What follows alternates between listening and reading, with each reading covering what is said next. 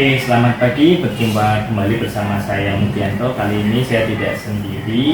Saya ditemani oleh Bapak Bajuri yang merupakan rekan sejawat yang mengajar di kelas 10 untuk mata pelajaran kewirausahaan. Selamat pagi. Oh, 11 ya. Ya, 10 dan 11 ya. Sesuai yang diisi Pak Bajuri, supervisi kita nanti di kelas 11 ya Pak Bajuri ya. Selamat pagi Pak Bajuri, bagaimana kabarnya hari ini? Selamat pagi juga Pak, alhamdulillah baik. Oke, syukurlah Pak ya, jadi dalam kondisi yang baik. Pak izin hari ini saya akan melaksanakan percakapan, praobservasi. Sebelum nanti saya akan mengamati jalannya proses pembelajaran yang Bapak lakukan di kelas, atau sebelum saya melakukan supervisi kelas. Iya. Nah, adapun tujuan dilakukan supervisi ini adalah untuk mengetahui dan juga mengevaluasi jalannya proses pembelajaran yang akan Bapak lakukan. Juga mengapa kita hari ini melakukan percakapan praobservasi ini, yaitu sebagai persiapan awal Pak, sebelum nanti Bapak melakukan kegiatan pembelajaran, agar lebih siap dan percaya diri, sehingga dapat memberikan pembelajaran yang terbaik bagi murid. Gitu ya Pak Bajuri ya. Oke, kemudian ada beberapa pertanyaan yang akan saya sampaikan kepada Bapak. Yang pertama Pak, berkaitan dengan tujuan pembelajaran. Kira-kira apa tujuan dari pembelajaran yang ingin Bapak capai? Tujuan yang ingin saya capai Pak, saya menginginkan supaya anak itu dalam hal memahami pelajaran tentang proyek kreatif dan kewirausahaan Pak, di mana nantinya siswa dapat mengimplementasikan ke dalam dunia kerja setelah mereka lulus.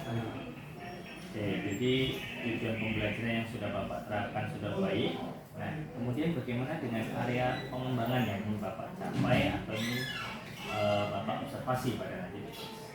Pada area pengembangan yang ingin saya lakukan observasi pada peserta didik yaitu tentang masalah peluang usaha. Peluang usaha Pak ya. Ini menarik sekali Pak materi peluang usaha. Kemudian bagaimana dengan metodenya Pak? Apa yang akan Bapak terapkan di dalam pembelajaran yang akan Bapak laksanakan nanti? Dalam menerapkan metode, saya akan menerapkan metode kooperatif ya, daripada diri atau diskusi secara berkelompok Pak, terhadap siswa-siswa, di mana tujuan saya supaya metode yang saya terapkan itu anak-anak bisa aktif dalam hal pembelajarannya semua. Jadi bisa aktif di dalam forum diskusi melalui pembelajaran kooperatif dan diri Pak ya. Nah, bagaimana kalau dengan media pembelajarannya Pak? Apakah Bapak akan menggunakan apa di dalam pembelajaran? Dalam metode pembelajaran saya akan menggunakan salah satunya lembaga kerja peserta didik Pak. LKPD Pak Ya, LKPD. Kemudian mungkin dilambangkan ke Infocus, papan tulis, atau metode dalam artian metode yang membuat siswa itu mudah untuk memahami. Oke, jadi sudah beberapa banyak media yang sudah Bapak siapkan di dalam proses pembelajaran nanti di kelas. Kemudian kira-kira Pak, kapan Bapak akan melaksanakan kegiatan pembelajaran ini? Untuk masalah untuk penerapannya itu akan saya terapkan secepatnya Pak, ya karena saya pertengahan bulan Oktober ini. Jadi supaya anak-anak memang sudah siap dalam untuk menghadapi pembelajaran tersebut. Oke, jadi sudah matang disiapkan oleh Bapak ya Pak. Jadi nanti saya konfirmasi pada saat jadwal Bapak, saya akan berkunjung ke kelas Bapak dan melakukan supervisi. Dan di situ saya akan melihat dan mencatat hal-hal apa yang terjadi di dalam kelas sesuai dengan runtutan atau SOP yang sudah dibuat. Iya Pak. Kemudian Pak, nanti setelah Bapak melakukan kegiatan observasi atau pembelajaran di dalam kelas nanti, kita akan melakukan percakapan terakhir ya Pak ya. Iya Pak. Yaitu percakapan pasca observasi. Baik Pak. Nanti kegiatan itu akan didampingi oleh pengajar saya di Budiati. Nah, sebelum kita akhiri Pak, kira-kira apa yang Bapak dapatkan dari hasil percakapan kita kali ini? Dari hasil percakapan ini Pak, ada beberapa yang saya dapatkan. Mungkin saya mendapatkan bahwa pentingnya sebuah tujuan daripada pembelajaran tersebut, dalam hal kita menerapkan sebuah metode atau media yang akan kita gunakan dalam pembelajaran. Oke, baik Pak ya, terima kasih Pak waktunya kita sudah berbincang-bincang pada pra observasi ini. Dan sampai ketemu kembali di kegiatan observasi di kelas nanti sesuai dengan jadwal yang sudah kita sepakati bersama. Oke, terima kasih. Oh iya Pak, satu lagi Pak Bajirin, nanti pada saat pembelajaran atau observasi juga bisa menggunakan foto saat pengamatan yang saya berikan. Baik Pak. Terima kasih Pak Bajirin untuk hari ini, tetap semangat menjadi guru yang hebat untuk ini. Ayo. Sikap.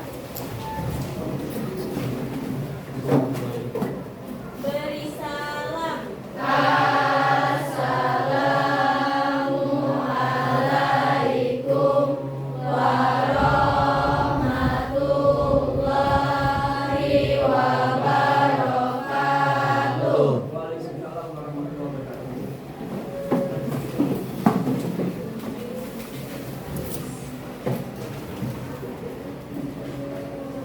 Coba absen dulu ya.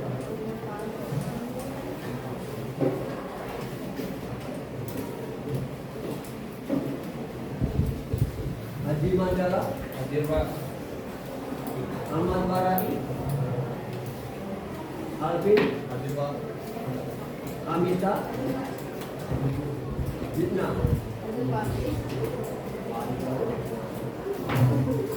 Oke ya, sebelum kita lanjut pelajaran ke materi berikutnya, di sini Bapak cuma ingin mengingatkan lagi kesepakatan kelas yang sudah kita buat bersama, ya. Di mana di pelajaran Bapak ingat menginginkan penggunaan HP, ya, dilarang menggunakan HP kecuali ada instruksi memang pembelajaran itu berkaitan dengan HP atau teknologi. Yang kedua, ya, di saat pelajaran proyek kreatif dan kewirausahaan itu kita dilarang untuk membuka pelajaran yang lain. Ya. Dan yang ketiga, dilarang untuk membuat suatu keributan yang mengganggu proses jalannya pembelajaran. Ya, itu beberapa ya kesepakatan kelas yang kita sepakati bersama. Ya, salah satunya. Oke, kita lanjut ke materi berikutnya tentang masalah kewirausahaan. Tapi sebelumnya Bapak ingin bertanya dulu, ya, tentang pelajaran kita yang sudah kita bahas minggu kemarin. Ya, di mana minggu kemarin kita bahas tentang masalah opportunity. Apa itu opportunity? Apa kata lain opportunity? Peluang usaha. Ya, kalau diingat, ya, opportunity atau bahasa lainnya peluang usaha. Apa itu peluang usaha? Ya, apa itu peluang? Apa peluang usaha? Ya. Peluang adalah suatu kesempatan yang dimiliki oleh seorang wirausaha. Ya, di mana dalam peluang usaha itu ada mempunyai ciri-ciri. Ya, ada 7 ciri-ciri daripada peluang usaha yang baik. Apa saja? Yang pertama, ya. Jadi sebuah peluang usaha itu yang baik mempunyai ciri-ciri yang pertama harus orisinil. Artinya dia tidak meniru daripada orang lain. Jadi peluang usaha yang kita ciptakan dari ide kita sendiri itu mudah-mudahan akan membawa suatu keberhasilan. Persentasenya lebih besar keberhasilannya daripada kita meniru peluang usaha yang dilakukan orang lain. Yang kedua apa? Mengantisipasi perubahan persaingan daripada Pak. Ya, persaingan adalah sesuatu yang cukup baik yang dia bisa menguji daripada produk yang kita ciptakan itu baik atau tidak dengan adanya persaingan. Ya, kalau nggak ada persaingan kita nggak akan tahu produk kita baik atau tidak. Seperti kita belajar, ya, dengan adanya persaingan kita akan merasa tahu kemampuan diri kita sampai di mana. Itu ya. Jadi beberapa materi pembelajaran kita minggu yang lalu tentang masalah ciri-ciri peluang usaha yang baik. Oke, nah sekarang kita lanjutkan, ya. Kita lanjutkan ke materi yang berikutnya, ya, yaitu tentang sumber-sumber peluang usaha. Ya. Ada berapa sumber-sumber peluang usaha? ada 4 sumber-sumber peluang usaha. Yang pertama, Peluang dari diri sendiri. peluang yang datangnya dari diri Sendiri. Ya, peluang yang datangnya dari diri sendiri itu contoh salah satunya yaitu hobi. Ya, jadi anak-anak, kalau kalian mempunyai hobi, itulah awal daripada kalian menciptakan sebuah peluang usaha.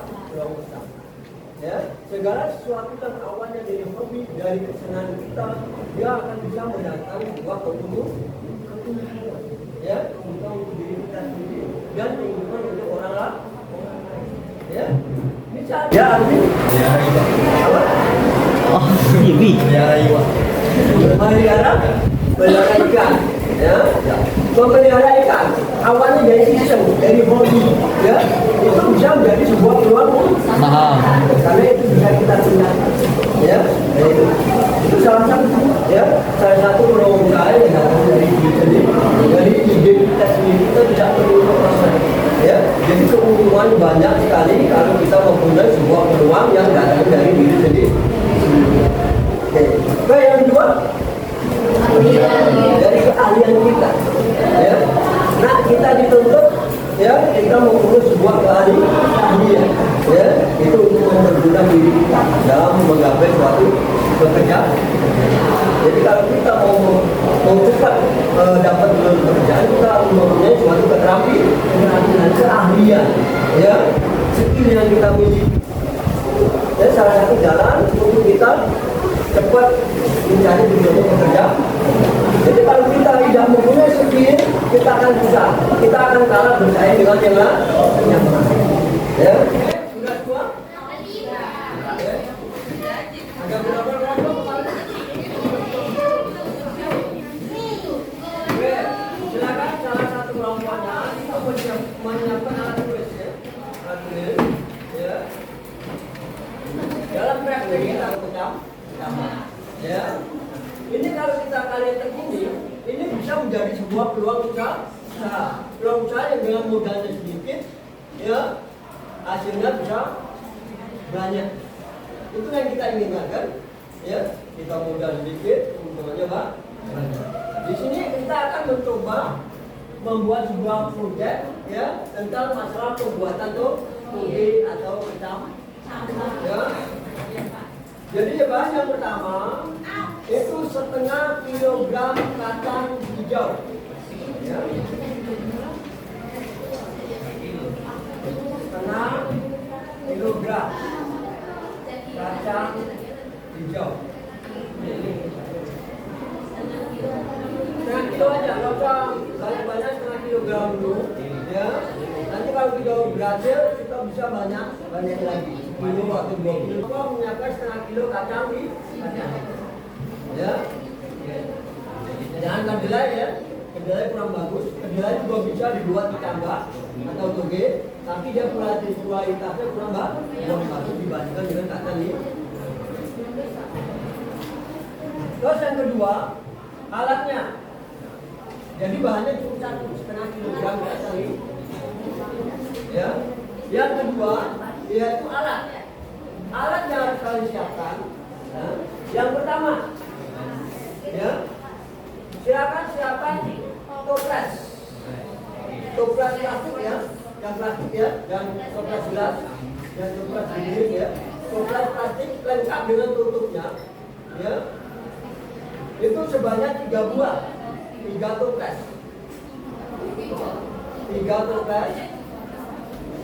ya, lengkap dengan tutup, ya. Ya, enggak. Yang kedua, sendok garpu. Ini supaya kita nggak bergantian, karena toplesnya ada 3, paling tidak dia bawa 3. Sendok garpunya ada 3. Sendok garpunya aja, ya, jangan sendoknya, ya, garpunya aja. Garpu ada 3.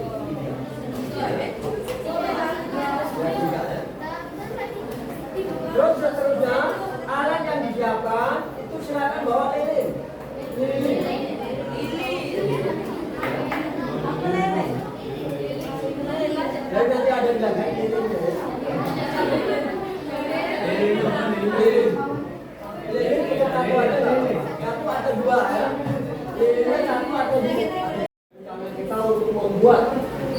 toge atau kecambah itu bisa terlaksana dengan baik dan hasilnya seperti yang kita ingin. Oke. Akhirnya Bapak Ibu, Assalamualaikum warahmatullahi wabarakatuh.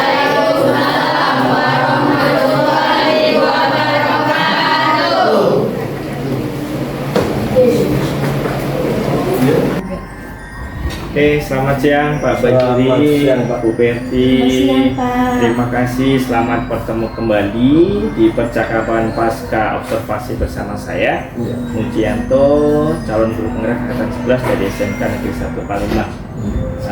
Saya ditemani oleh Pak Bajuri sebagai guru yang telah diobservasi pada kegiatan supervisi akademik dan juga oleh Bu Perti selaku pengajar praktik. Selamat siang Bu Perti dan Pak Bajuri. Siang. Kabarnya hari ini bagaimana Bapak Ibu? Alhamdulillah, baik, Pak. baik Pak ya. Ya, alhamdulillah baik semuanya ya Ibu Bapak ya. Oke, baik, di dalam percakapan pasca observasi ini saya akan memberikan beberapa pertanyaan kepada Pak Bajuri terkait jalannya proses observasi yang sudah berlangsung di kelas. Nah, pertanyaan pertama Pak Bajuri, bagaimana perasaan Bapak terkait jalannya kegiatan observasi kelas yang sudah berlangsung? Untuk jalannya kegiatan observasi di dalam kelas, Pak, ya, karena mungkin belum jadi suatu kebiasaan, jadi ada rasa tegang dalam hal melakukan observasi, tapi alhamdulillah semuanya bisa berjalan lancar. Oke, jadi berjalan lancar Pak ya, Ya. sesuai dengan tujuan pembelajaran di awal Pak ya. Oke. Bisa diceritakan kembali Pak, area pengembangan apa yang Bapak lakukan di dalam kelas, serta langkah-langkah atau tahapan-tahapan pembelajaran apa yang sudah Bapak lakukan di dalam kelas? Untuk langkah-langkah dalam pengembangan area pengembangan dalam pembelajaran, Pak, tentu yang pertama saya akan menyusun namanya perangkat pembelajaran. Untuk pembelajaran di situ saya menuangkan ada dua aspek pengetahuan dan aspek keterampilan, di mana aspek pengetahuannya saya mengharapkan siswa itu dapat menguraikan daripada apa itu peluang usaha, di mana pada materi kita pada saat itu, dan pada aspek keterampilannya saya mengharapkan siswa itu dapat menuliskan rangkuman daripada materi tersebut. Oke, jadi ditekankan pada pengetahuan tentang peluang usaha dan keterampilan cara menulis bagaimana membuat peluang usaha itu ya Pak Bajuri ya. Kemudian menurut Pak Bajuri ini selanjutnya, sejauh mana area pengembangan itu yang Bapak sampaikan tadi dirasakan berhasil Pak di dalam kelas? Untuk secara keseluruhan itu sudah dikatakan bisa berhasil, karena walaupun masih ada 1-2 orang anak yang masih belum aktif terlibat dalam hal pengembangan tersebut. Oke, jadi masih ada beberapa kekurangan Pak ya, Iya. itu dari kategori siswa ya yang kurang aktif ya. Kemudian selain itu Pak, adakah kendala-kendala atau kekurangan lain saat melakukan proses pembelajaran di kelas tadi? Tentang keaktifan yang seperti apa yang terjadi Pak? Biasanya siswa itu masih belum terlibat dalam hal mungkin diskusi, ya, dalam artian siswa itu lebih banyak mengandalkan temannya, dia merasa dalam artian cuek, jadi masa bodoh.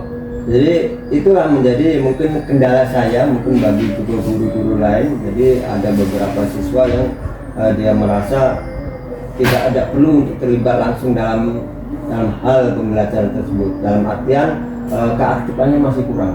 Oke Pak Bajuri, jadi salah satu adalah keaktifan ya Pak Iya. ya. Jadi ada beberapa siswa yang memang belum aktif dan terlibat langsung, jadi hanya mengandalkan teman Iya. ya untuk nebeng. Nah, terus menurut Pak Bajuri mengapa hal itu bisa terjadi Pak? Terus kenapa mereka tidak ikut terlibat di dalam diskusi tadi atau kurang aktif tadi? Untuk mengapa mereka itu dalam artian masih mengandalkan teman, mungkin dalam hal kelompok tersebut anak tersebut merasa tidak nyaman, Pak. Dalam artian tidak nyaman gini, dalam artian tidak nyaman karena mungkin merasa di dalam kelompok tersebut dia tidak dekat dengan teman yang selama ini dekat dengan dia. Dalam artian tidak dekat dengan bestinya. Oh, bestie yang memang masih ya. Masih bestie itu, dan kemungkinan bisa juga karena kelompok tersebut kebanyakan jumlah siswa, jadi siswa itu merasa masih ada teman saya yang lain. Oke, jadi dalam pembagian kelompok Pak dan bestie-bestie tadi Pak ya Iya. yang terjadi. Nah, kemudian apakah nanti Bapak punya rencana ke depan yang akan Bapak lakukan, kemudian proses pembelajarannya mau seperti apa yang akan Pak Bajuri lakukan untuk menyesuaikan dengan kondisi gaya belajar dari masing-masing siswa tadi, Pak. Untuk mengatasi hal tersebut, Pak, saya ada rencana untuk lebih menitik beratkan pembelajaran pada siswa tersebut. Jadi kita akan lebih melihat pendekatan berdasarkan minat dan bakat siswa tersebut. Jadi supaya siswa tersebut merasa nyaman dalam pembelajaran dan merasa ikut selalu terlibat dalam hal pembelajaran, khususnya keaktifan. Itu yang kita harapkan. Oke, Pak. Semoga nanti rencana Bapak bisa akan terrealisasi secepatnya, Pak ya. Tapi kira-kira kapan Pak Bajuri akan melaksanakan proses perubahan itu sesuai dengan rencana yang Itu rencananya secepatnya. Jadi pada pertemuan berikutnya itu Pak bisa saya mau langsung saya laksanakan eksekusi supaya anak-anak semua terlibat dengan pembelajaran tersebut. Oke, terima kasih. Baik Pak Bajuri. Semoga nanti yang jadi harapan Pak Bajuri itu bisa segera terwujud. Kemudian terima kasih banyak Pak siang ini atas jawaban-jawaban yang sudah Bapak utarakan tadi. Kemudian semoga nanti yang menjadi rencana bisa terrealisasikan dengan baik.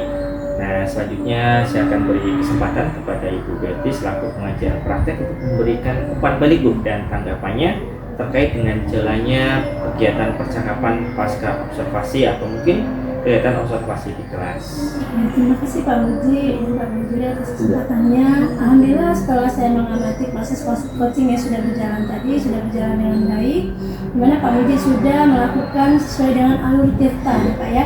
Tadi sudah menanyakan tujuan, identifikasi pengembangan yang akan dicapai, kemudian langkah-langkah dalam yang akan nantinya dilakukan oleh Pak Bajuri itu sudah Pak Muji tanyakan semua sesuai dengan alur tirtanya. Terima kasih Pak Muji, semoga nanti Pak Bajuri bisa langsung eksekusi ya Pak Bajuri ya terkait coaching, kemudian dari hasil observasi dan pasca observasi yang sudah kita lakukan beberapa tahun ya Pak ya. Ya, terima Semoga kasih ya. kasih banyak ya Bu Betty ya atas umpan balik tentang tanggapannya. Pada akhirnya rangkaian kegiatan supervisi akademik sudah selesai, dimulai dari tahapan pra observasi, kemudian kita observasi di kelas, dan pada hari ini kita akan tadi melakukan percakapan pasca observasi. Sekali lagi saya ucapkan terima kasih sebanyak-banyaknya kepada Bu Betty dan Pak Bajuri atas waktu yang sudah diluangkan untuk hari ini. Dan akhirnya saya tutup dengan terima kasih banyak, semoga kita selalu menjadi guru yang hebat dan baik untuk anak kita semua. Amin. Terima kasih ya Bapak Ibu ya, semoga salam Pak Muji, selalu sehat. Salam sehat untuk kita semua ya Pak ya.